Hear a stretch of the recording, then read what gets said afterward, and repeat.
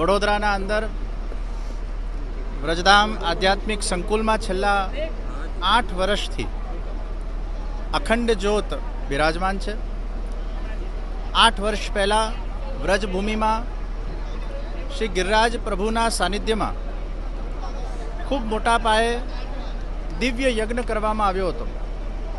એ યજ્ઞના પૂર્ણાહુતિમાંથી જ્યોત લઈને અખંડ જ્યોતના સ્વરૂપે સ્થાપિત કરવામાં આવી હતી।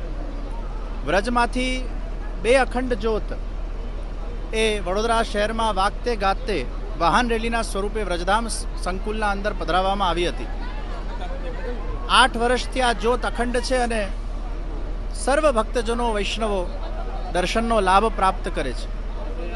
આજે વડોદરા શહેરના અંદર શહેરની નગરયાત્રામાં 2 જ્યોતમાંથી 1 જ્યોત એ આ બસના માધ્યમથી લગભગ 8 દિવસ સુધી વડોદરા શહેરના રાજમાર્ગ પર પધારશે।